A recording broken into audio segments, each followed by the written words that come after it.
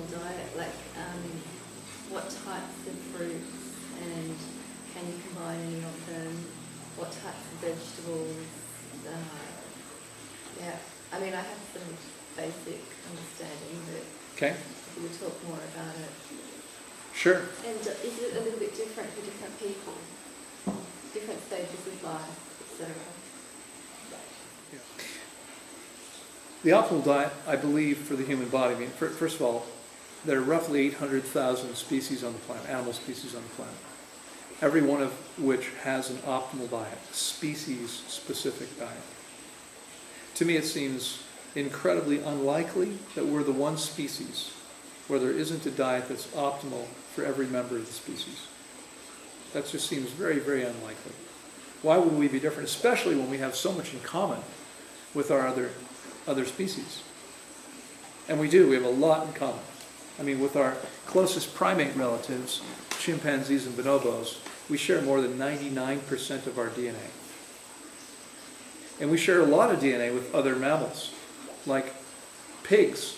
We're more than 96% identical. And some people I know are even closer than that. So, you know, with so many, our systems basically work the same way, our organs work the same way. How could it be that different, you know, that there isn't one diet for our species? I believe there is. Now, it's true that you already know it involves fruit. Many people say, I don't do well eating fruit. And in fact, Rita, you weren't all sitting here yesterday after the lecture, but Rita told a little bit about her story. And at the end of her, for those of you that weren't here, during her feeding period, she, as you guys probably know, you're going to start with watermelon and or papaya.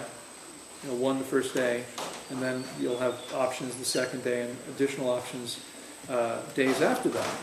But we're going to be giving you sweet fruit, high water content, juicy fruits. No bananas, watermelon, papaya, cantaloupe if we can get good ones. This time of year they start to not be so good because of the rain. Mangoes if we can get them and they're good. Pineapples and some other things that are available. And they're all, what they have in common is they're all sweet. And so Rita and other people sometimes said, I don't like sweet fruit. I don't, you know, this isn't a meal for me. I don't want this. And we got her through the process, and Rita was surprised when she found it. I think she emailed me a month or 6 weeks ago and said, I'm loving the watermelon. Yeah. Right? I'm rocking the watermelon. It's my favorite now. Yeah. I couldn't bear it. And it's common. I had about a year, it was a year ago. In fact, I may have mentioned this last week. One of the gentlemen who posted on Facebook, you know, and tagged a whole bunch of people and said, hey, it was a year ago that we arrived at Tanglewood. And during that fast, there were two women here who both said to me, when we did diet talks, they both say, it's not going to work for me. I like fruit, but not that much. You know, a little bit, but not as a meal. I'm going to need savory stuff. And both of them independently emailed me within a month or 2 months of getting home saying, I'm shocked. I'm living on watermelon, you know, and berries or whatever, and I'm loving it. I'm feeling great. It's what happens. Now, so a lot of people on the street start eating only fruit, don't feel so good, don't function so well. Okay? Well, that's not necessarily there's a problem with the diet. It's that their bodies are unaccustomed to it. They may just not be used to it. I mean, there are probably many things where we could be meeting the body's needs not very well, you know, have adapted to less than optimal conditions, and then be placed into optimal conditions and not feel very good. It's not, you know, for instance, what if you were in a situation where there was only half as much oxygen as your body actually wanted? Well, you might adjust to that. And that might feel normal after a while. Anything would after a while. And maybe if you're placed into a situation where there was ample oxygen, maybe somehow it wouldn't feel so good at first. It would feel weird, certainly, and it might actually not feel good. Okay, I mean, in the same way, I can imagine there was a short story by Okay, Kurt Vonnegut Jr.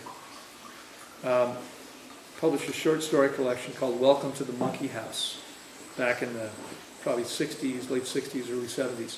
And there was a story in there about sometime in the future, then future, now probably past or present, where the government decided that what would be fair would be to make everyone equal. Well, how do they do that? Well, so the family's watching a ballet on television, and the best ballerinas have the heaviest weights around their ankles so that they can't jump and perform any better than anyone else. And the smartest, the son in this family, was a genius. But he had to wear this device that made this piercing sound every so often, every 15 seconds. So he couldn't think very well. So he was thinking on the lines of where most people think. And that was fair. Now everyone's equal. Everyone functions at the same level, right? So imagine that you had a ballerina who had been walking around with these heavy weights on and had become accustomed to that, and then you took them off. It would feel weird, and it might even be difficult at first. Well, that's the same with taking the average body instantly, switching right over to an optimal diet. It's not that there's a problem with the diet, it's that the body is not accustomed to that. It may not do very well. In fact, one of the ways that bodies often don't do very well is when they go from a standard diet, like a standard American diet, according to something published a few years ago, includes 96% of its calories from processed food and animal products. Those two things have one thing in common. Well, probably more than one, but one of the things they have in common is they contain virtually no fiber. Animal products, 0 fiber, and most processed foods, almost no fiber. So you take a body that was designed to be consuming exclusively things high in fiber and put it on a diet that contains almost no fiber at all. 4% of calories were coming from things that contain fiber, and many of those things had been cooked, right? People eating vegetables, that's included in that 4% of their calories from vegetables, mostly cooked, the fiber is broken down. So put them on a raw vegan diet where everything they're consuming contains lots of fiber, and how do they do? Well, they tend to have significant gastric distress. Okay, gas, bloating, all kinds of issues. And they often say, this diet doesn't work for me, I don't feel good. In fact, how many of you here changed over to a raw vegan diet and didn't feel good? All kinds of, belly issues.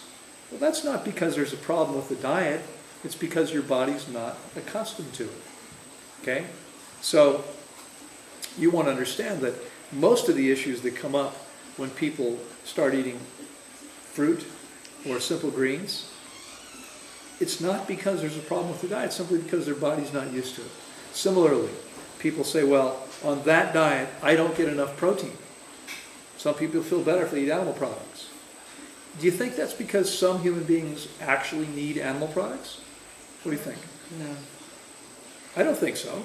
I mean, we all have the same identical physiology, and it's nothing like the physiology of animals that eat animals. Animals, think about animals that eat animals.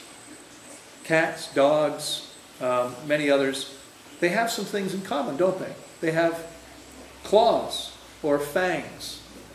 They have the ability to bite through the jugular vein of their prey. Okay? Humans eat lots of beef. Can you imagine biting through the leather hide of a cow? What do you think? Is that going to happen? I don't think so. Right? People say, well, we've got canine teeth. These are like fangs. Really? Who's ever played with a kitten and had a kitten draw blood because they got nipped by the fang of the kitten? Okay? If you're willing to, here's a little experiment. Take one of your fingers, put it under your canine tooth, bite down hard. Okay, I've got $20 if you draw blood. It's not going to happen. Okay, these are not designed to tear through flesh. These are designed to tear through the flesh of an apple or a pear, but not through a living being with a hide on it. Okay, animals that eat animals their jaws don't work like ours do. They move only up and down. A lion or a tiger rips the flesh off the bone and swallows it whole. They don't chew it up. They don't need to. They don't need to because the hydrochloric acid in their stomach, we were talking yesterday about stomach acid and how weak most people's are? Even in a healthy human stomach, the hydrochloric acid in the stomach of a carnivore is 10 times more powerful. So a tiger bites off your hand, swallows it whole. Well, how does that compare to yours? Well, let's see. You swallow one kernel of corn and don't chew it up. And what happens to it? Passes through your system completely unchanged. Okay, you swallow one sunflower seed and don't chew it up. It does not get digested at all. Okay? We make salivary amylase, pidolin. It's a starch-splitting enzyme in our mouths. They don't. By the way, why would we make starch-digesting enzymes if we're made to eat fruit and leafy greens? Well, what if the only fruit you can find isn't fully ripe? Now you have the ability to maybe get some benefit from it, because we can start digesting starches, which is what unripe fruit is, in our mouths.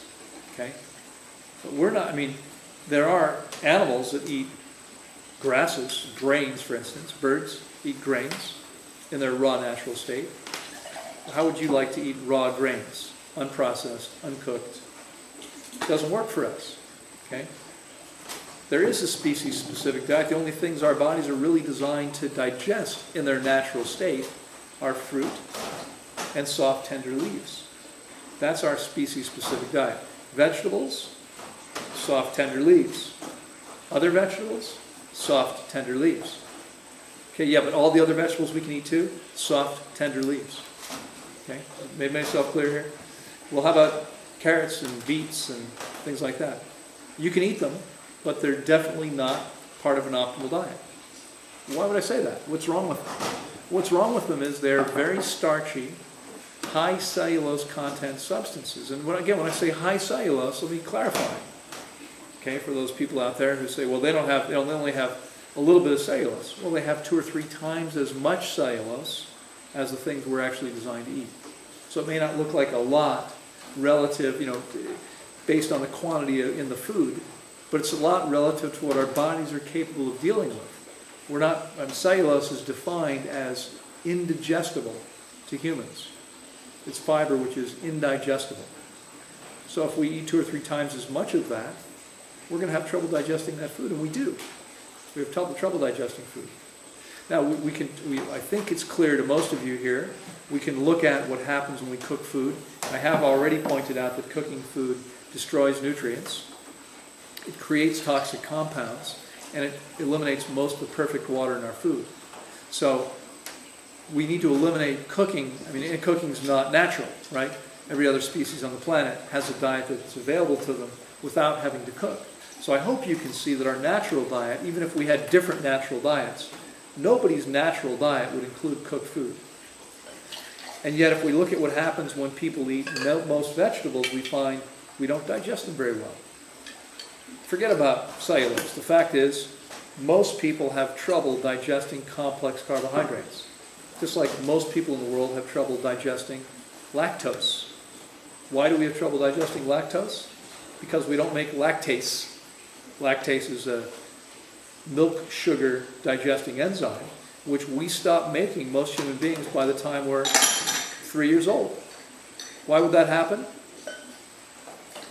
Because we're supposed to wean ourselves by 3 or 4 years of age, and there's no reason we should be consuming lactose at that point. It's only humans that continue using dairy products from another animal, ever. No other species uses the milk of some other species, right? So, again, if human beings tend to be complex carbohydrate intolerant, which is true, well, maybe that's because we're not supposed to be eating complex carbohydrates. We're not.